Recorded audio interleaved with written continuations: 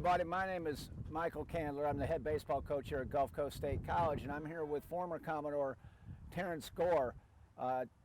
Terrance is currently a Major League Baseball player playing in the Los Angeles Dodgers organization, been in professional baseball for a long time, and his forte is that he is the most successful base stealer in the history of Major League Baseball, percentage-wise, which basically means he's probably the best in the world at stealing second base. So today's lesson that we're going to talk to you about are just some of the nuances of how to steal second base and kind of go through some of the different things that would be involved in the art of base stealing, and it truly is an art. So in this time of social distancing, today we're not going to talk about 6 feet, we're going to talk about how to gain 90 feet in a quick hurry.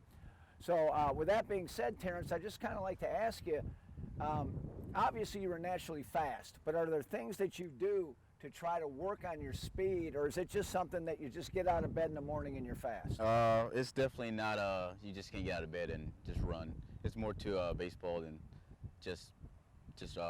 I mean, you gotta have a good mindset first off out here. Sure. And I feel like you gotta stay consistent.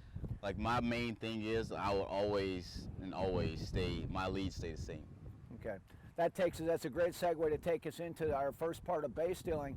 It's extremely important that obviously it's 90 feet on our level, Little League or something like that, the bases are closer, but it's 90 feet. That doesn't mean we want to be running 90 feet. We'd obviously like to get the maximum lead that we can without endangering us of getting picked off the base. So Terrance, let's take them through kind of what you do with your lead and how far do you try to get off, and does it depend on the pitcher or that sort of a thing? It might depend on the pitcher a little bit. Depends on if he's got a fast move over. But I like to stay the same. I like to go right, left, and then I like to replace my feet. I'm literally replacing my feet. Okay. And what I do the most is a lot of base runners, they keep their feet directly like in front of you. Well, we don't do that. Like when I was with the Royals, we always taught to turn our feet just a little bit in an angle. And that causes you to actually just push off that front leg and then you go. Rather than you staying straight up and you try to go, it's more of a crossover. Okay, so you're going with the crossover, a little bit open. I'm going open. I'm open. I'm open and I'm like this. And my weight is literally on the inside of this foot.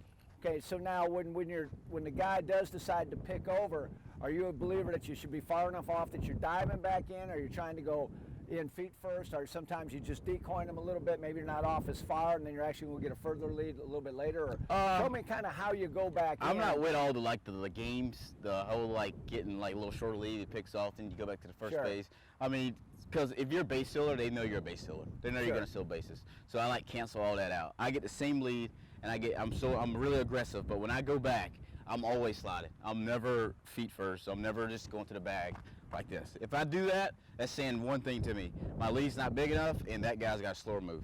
Now, if I'm diving back and I'm getting there just in time to get there, that's where I want to be at. Sure. So how far would you estimate you're able to get off the base? Like I said, I normally do the same thing I always. I do right, left, and I just replace my feet. I don't know what is that. I mean, it's basically getting all the way out to the cut. That seems like a really big lead, but when you're really fast, you can get back.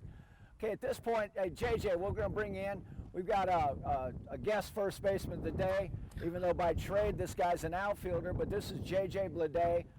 JJ was the SEC Player of the Year last year, first-round draft pick of the Miami Marlins, and he's going to just kind of be in here as our first baseman. So, Terrance, when you're diving back in, do you want to try to get away from that tag, or you just kind of show where you would sort of dive in as the first baseman's holding the guy out? When I'm diving back, I'm always keying that backside corner right there. Okay. So when I'm diving back, I'm literally going right here to it, just like this.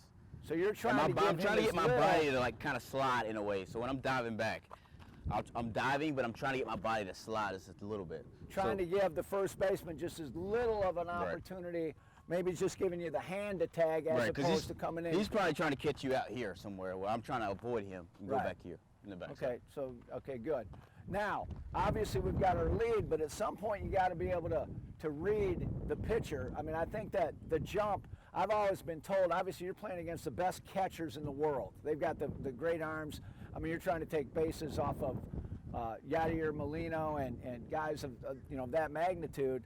You ever stole one off of a Yadier? No, I'm 0 for 0 on Yadier. Yeah, and had that opportunity, but you've taken some on some great catchers. So to you, is it more important that you're trying to steal it off the catcher, or is it more you're going to try to get the jump off the pitcher? I'm stealing off the pitcher every time. Okay, so every time you get the pitcher. So we've got Adam Blade that is currently, he played here at Gulf Coast. He's was a minor league player for the Houston Astros, and now he's a minor league pitching coach. So he works with his left-handed pitchers on all kinds of pick moves. So let's take a look as we got Adam over here on, actually on the mound as a left-handed pitcher. What are you trying to key off of a lefty? There's all different kinds of lefties. You got the lefty that like to hang, like the readers. So give him the hang and move, Adam. So as he's out, yeah, this is what we're talking about with the guy who hangs.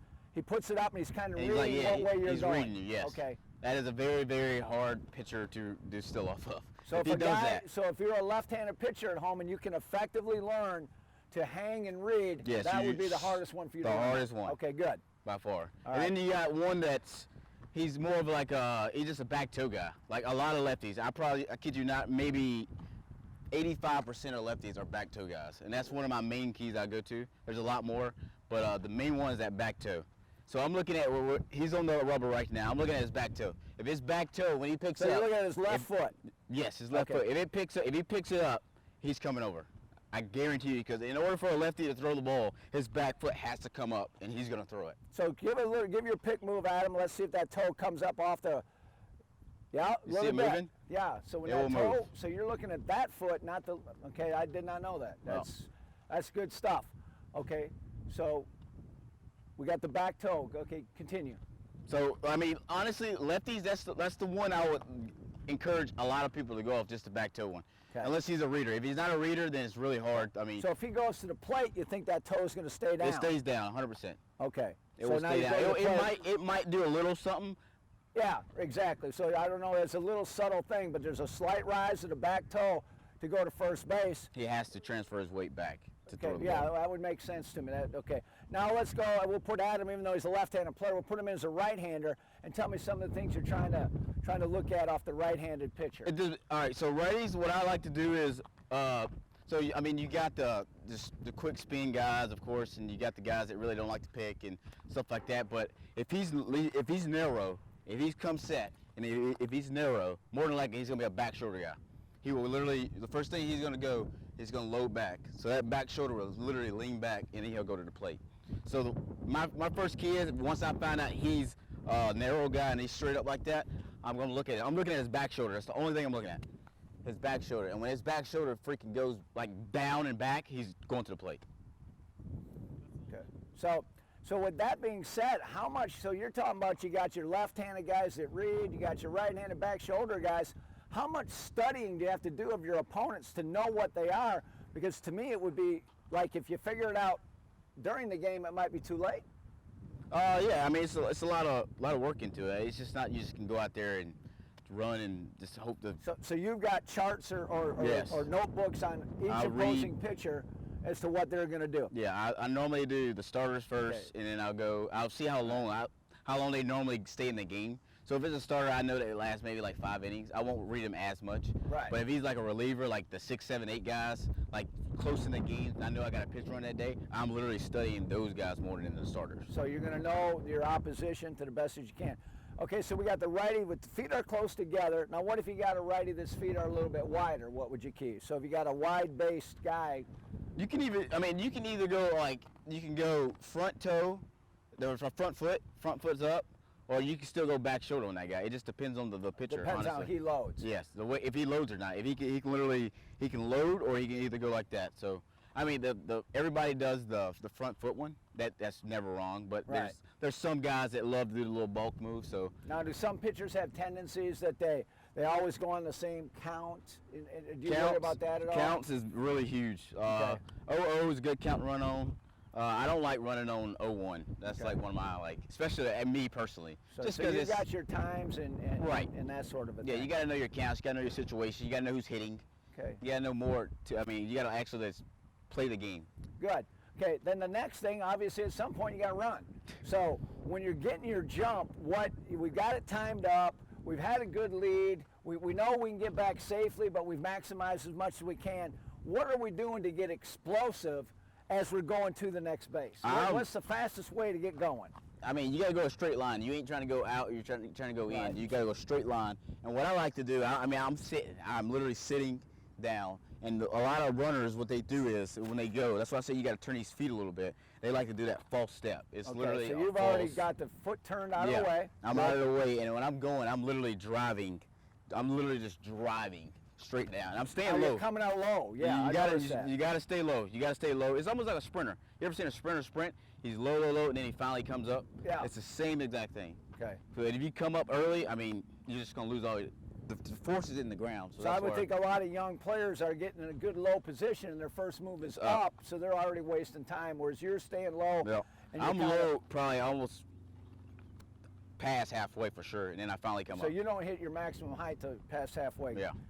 Okay, and then what about? Are you looking into the catcher to see what happened, or do you sneak a peek? Yeah, are you more of a guy that's no, I'm going? Sometimes I do a peek depending on like the pitcher and the tendencies and stuff like that. But me personally, I do not look in. Because I know it's more than likely if I'm on first base, it's going to be probably a fastball up and away or something, something quick because they're trying to throw me out. Okay. Do you have any other little subtle tips that you like to give these youngsters? How hard, just maybe not even base running or base stealing, but how hard have you worked to perfect your craft to the point that you've been able to be a professional baseball player now for 10 plus years and hanging around in the major leagues, winning a World Series ring, being in the big league playoffs? How hard do you have to work for that to happen? I mean, you just got to work your butt off. I mean, if it's in your heart, you will definitely do it. I mean, whatever you're good at, I always tell kids this, whatever you're good at, if you can throw really hard, if you can run really fast, you can hit really well, whatever it is, master it. Like, be really, really, really good at it. And then you work on the stuff that you're not as good at. I think that's great advice. If you've got a tool, maximize that tool. I think that hopefully you've picked up on some subtle points about stealing second base. This is a guy that comes into a baseball game against the best players in the world. Everybody in the stadium knows he's stealing second base, and yet he's successful over 90% of the time. So that is really obviously an amazing thing. Terrance, I appreciate you being here today. And youngsters, again, perfect this base stealing. If that's something that can separate you from other kids, it gives you a better opportunity to make the ball club or get in the lineup. Thank you very much, and stay safe out there.